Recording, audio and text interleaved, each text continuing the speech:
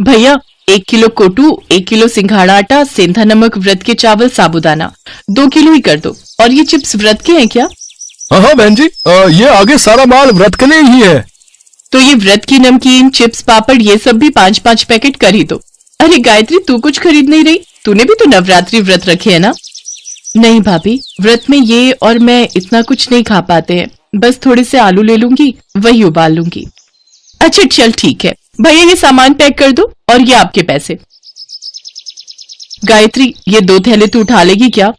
हाँ हाँ भाभी, लाओ ये सामान मुझे पकड़ा दो। बस त्योहार आने की देर है, पर्स खुल ही जाता है। मैंने तो तुम्हारे जेठ जी से कल ही 20,000 रुपए अलग ले लिए थे कि नवरात्रि पूजन के लिए काम आएंगे। कन्या पूजन में बांटने के लिए सामान भी तो लेना है। गायत्री एक काम कर, जरा वो सामने बर्तन की दुकान पर चलते हैं। सोच रही हूँ कन्याओं को स्टील की डिबिया बांट दूंगी। भैया ये 1 दर्जन डिब्बी का सेट दे दो। गायत्री तू कुछ खरीदेगी कन्याओं को देने के लिए? नहीं भाभी, अभी नहीं, आप खरीद लो। अच्छा चल, मेरी तो नवरात्रि की शॉपिंग हो गई। ले पकड़ ये थैले। रिक्शा भी नहीं मिल रहा है, जरा देख वहां रिक्शा कोई नजर आता है तो। मैं तो बहुत थक गई हूँ। सुधा और गायत्री दोनों देवरानी जेठानी थी। सुधा गायत्री की जेठानी थी। उसके पति महेश की कपड़े की दुकान थी। पैसा भी अच्छा खासा था, काफी अमीर थी सुधा। इसके विपरीत गायत्री का पति रमेश किराए का ऑटो चलाता था और गायत्री घरों में सफाई बर्तन का काम करती थी। गायत्री और रमेश दोनों मिलकर ही घर का खर्चा चलाते थे। सुधा गायत्री का बहुत फायदा उठाती थी। गायत्री सुबह शाम घरों में काम करती तो दोपहर के समय सुधा अपने साथ काम पर लगा लेती। वो बेचारी जेठानी को मना भी नहीं कर सकती थी। दोनों के घर पास थे, इसीलिए सुधा अक्सर गायत्री को काम के बहाने बुला लेती थी। बात सुन गायत्री, ये थैले तो वहां रख दे और फ्रिज में कल के राजमा पड़े हैं, तू निकाल ले। लेती जा, बच्चे खा लेंगे। साथ में चावल उबाल लियो। और सुन, दोनों कमरों की बेडशीट भी बदलनी है, वो भी बदल दे। तकिए की कवर नए चढ़ा दे। मैं पलंग पर ही निकाल कर रखाई हूँ। इतने दिन से काम में ही लगी रहती हूँ, इसलिए हाथ ही नहीं पड़ रहा। अब मैं तुझे अपने घर में सफाई बर्तन के काम पर तो रख नहीं सकती, नहीं तो मोहल्ले वाले क्या कहेंगे कि मैंने अपनी देवरानी को काम पर रख लिया। इसलिए मुझे भी दूसरी काम वालियों को काम पर रखना पड़ता है, वरना मैं तो तुझे अच्छी पगार दे देती। अरे मैं तो भूल ही गई, बच्चे स्कूल से आने वाले होंगे। सुन, फ्रिज में अनार पड़े हैं, वो छील दे। बच्चे जूस मांग रहे थे, उन्हें निकाल कर दे दूंगी।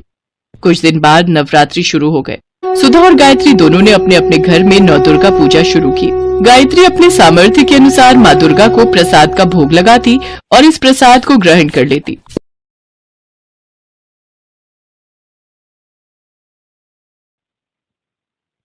लिए व्रत का थोड़ा बहुत कुछ खाने का बनाती और वही माँ दुर्गा को भोग लगाकर वे दोनों खुद खा लेते। सुनो, मैं सोच रही थी कि कल तुम जब शाम को आओगे थोड़ा कन्या पूजन का सामान खरीद लाना। ठीक है गायत्री, मैं लेता आऊंगा। अगले दिन रमेश ने जो पैसे कमाए उसमें से उसने ऑटो के किराए के पैसे दे दिए। बाकी उसके पास जो कुछ पैसे बचे थे उनसे उसने सामान खरीदा और पिछली सीट पर थैली रखकर ऑटो में घर आने लगा। तभी 2 लड़के उसके पास आए और बोले, भैया हमें थोड़ी दूर तक छोड़ दोगे? रात हो गई है, यहाँ कोई ऑटो वाला दिखाई नहीं दे रहा है। अब हाँ, मैं तो इसी रास्ते से घर जा रहा हूँ, आप दोनों बैठ जाओ, मैं छोड़ दूंगा। रमेश ने दोनों लड़कों को ऑटो में बिठा लिया। कुछ दूर जाकर वो दोनों लड़के उतर गए। रमेश घर आ गया, पर जैसे ही उसने सीट पर देखा तो उसके सामान की थैली गायब थी। रमेश समझ गया कि जो लड़के आखिर में उसकी सीट पर बैठे थे उन दोनों ने ही वो सामान उठा लिया। रमेश अब कुछ नहीं कर सकता था। गायत्री भी परेशान हो गई कि अगले दिन कन्या पूजन के लिए सामान कैसे खरीदेंगे। गायत्री के पास थोड़े और पैसे रखे थे, वो उन्हीं कुछ पैसों को मिलाकर कन्या पूजन का प्रसाद बनाने का सामान ले आई।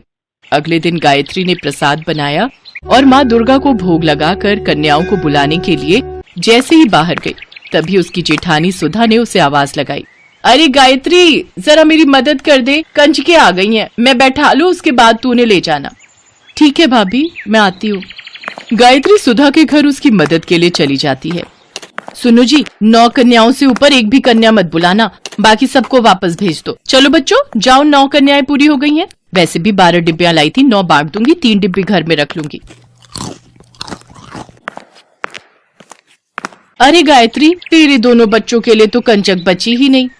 कोई बात नहीं भाभी, मैंने घर में भी प्रसाद बनाया हुआ है, यहाँ कंजकों को पूरा हो गया, ये बहुत अच्छी बात है। अच्छा, मैं बच्चों को ले जाऊं? ये भी इंतजार कर रहे होंगे, इन्हें भी काम पर जाना है। ये सारी कन्याएं ले जाएगी? इतना प्रसाद भी बनाया है तूने? कोई नहीं भाभी, माँ दुर्गा के आशीर्वाद से जितना बनाए है उतना पूरा हो जाएगा। पर कन्याओं का खाली हाथ लौटना सही नहीं। घर में आई कन्याओं को भले ही थोड़ा प्रसाद दे दो, पर उन्हें ऐसे नहीं मोड़ सकती। चल तेरी मर्जी, तेरे जेठ जी बुला रहे, मैं उन्हें प्रसाद दे दूं। चलो बच्चों, अब तुम मेरे घर चलो। चलो बच्चों, अब तुम मेरे घर चलो। सोनू, राधिका, सब बच्चों को घर के अंदर लेकर चलो। गायत्री, इतना प्रसाद पूरा हो जाएगा, कन्याएं बहुत सारी आ गई हैं। माँ दुर्गा की इच्छा होगी तो जरूर पूरा होगा। सोनू, राधिका, बच्चों से जयकारा बुलवाओ। गायत्री के दोनों बच्चे सोनू और राधिका माँ दुर्गा के नाम का जयकारा लगाते हैं। गायत्री और रमेश भी बच्चों के साथ माँ दुर्गा के नाम का जयकारा लगाते हैं। जयकारा शेरा वालिदा, बोल साचे दरबार की जय। जयकारा शेरा वालिदा, बोल साचे दरबार की जय।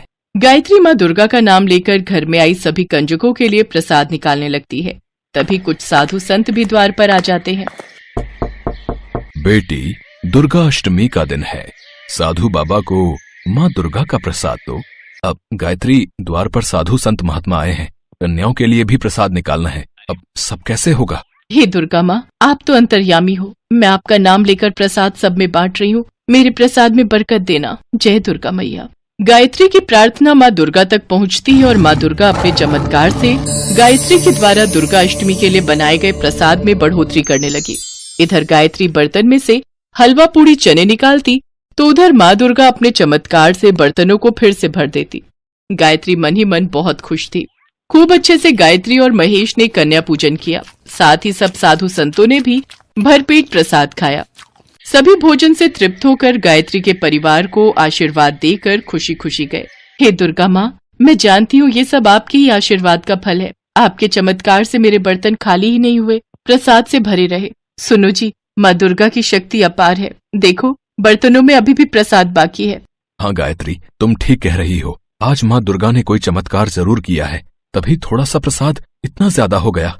सुनो, तुम और बच्चे मिलकर प्रसाद खाओ, तब तक मैं भाभी को भी थोड़ा प्रसाद देकर आती हूँ।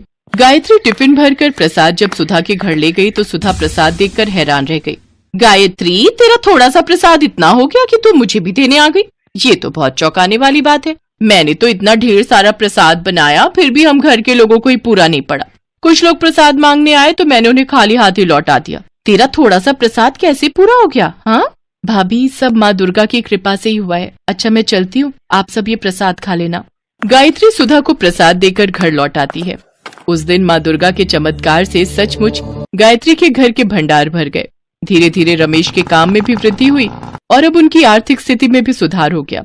इन सब के पीछे एक ही वजह थी, और वो ये कि गायत्री ने निस्वार्थ भावना से सच्चे मन से नवरात्रि व्रत किए और दुर्गा अष्टमी की पूजा की। भगवान तो प्रेम के भूखे होते हैं। जो भी भक्त प्रेम और श्रद्धा से भगवान के नाम का पूजन करता है, भगवान उस भक्त से बहुत प्रसन्न होते हैं। कहते हैं, माँ दुर्गा अपने भक्तों को कभी भी निराश नहीं